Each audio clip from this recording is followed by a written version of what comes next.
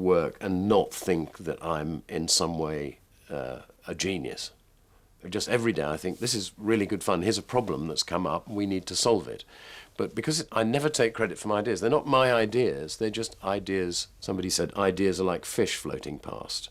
You need to be open to stuff. You know, when you see something really good, it has a familiarity about it, doesn't it? I remember going to Paris with my wife a couple of years ago and going to the Cézanne exhibition and seeing his wonderful painting of a baguette with a knife and some butter, I think. You just think, I feel I've been here before. This is like, it's the Platonic baguette. It's like, this is every baguette that has ever been painted or eaten, just sitting there. It was really extraordinary, absolutely delicious.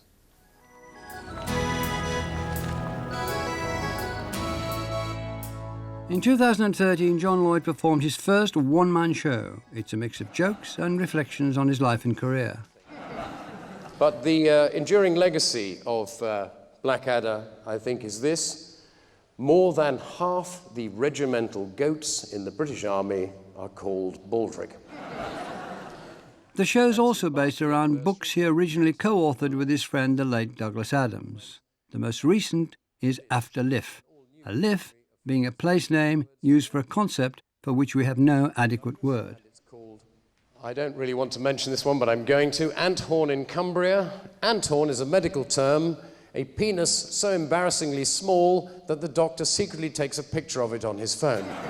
It's a bold move to start doing stand-up at any time, but to start doing stand-up in the beginning of your 7th decade, John, what took you to do that?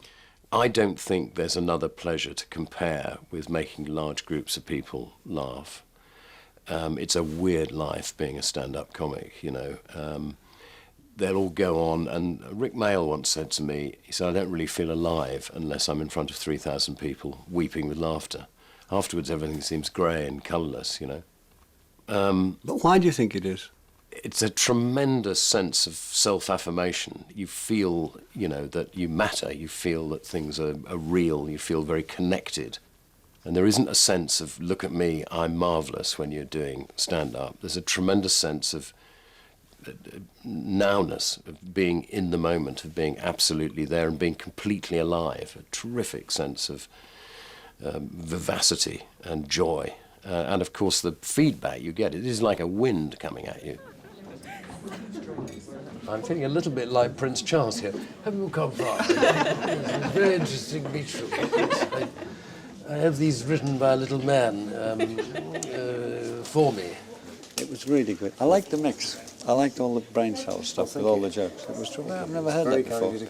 You know, he made a joke about a place in Cumbria called Anthorn. My father was stationed there in the war while in his training. He's Anthorn. Oh, sorry about that.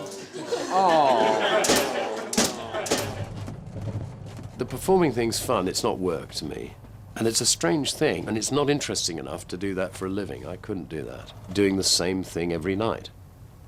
I'm not motivated by things like money, and nor am I motivated by acclaim. I'm motivated by what's new, what's fresh, what's interesting, what would be... And it is a kind of service thing. I think you've probably got a bit of this, is that if the BBC is a bit like Miss Jean Brodie, isn't it? They catch you young enough and you're theirs for life. Those principles, you took BBC principles and you took them to ITV. You're like Spitting Image, is what I do with Spitting Image. So I don't think you can ever shake that off. And my thing is, I really believe in public service. It's not about me. Give me a chance to do something good. It's give them a chance. I can do this for them.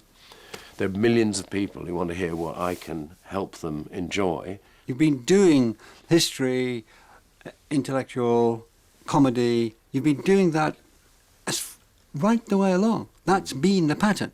You've now sort of uncovered it, and you're doing it sort of from the inside out, but you're doing it from the outside in almost since you kicked off. But I was looking at patterns to be more personal with you, because I can begin at my age, I'm 74 now, to see patterns in my life.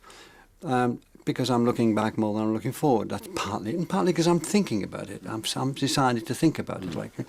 But I see patterns in you all the way through. I have a sense that you're not really in control of your life. I look back and I can see I've only actually made maybe 4 or 5 decisions in my life. I'm not even sure I made the decision who to marry. I think she made that decision for me. And I sometimes think I've only had one idea, which is you take something that is on the face of it a bit tedious and make it entertaining by making it funny. It's an apotheosis, and that's part of my philosophy is nothing's wasted. I do like a laugh. I like a great deal. It's my favourite thing to do and to listen to. But comedy is a tool, It's like using light to make film, and I use comedy to get ideas across. So Blackadder's funny history, and Spitting Images funny politics, and Not That I've Got News is funny contemporary life, and QI is funny universe.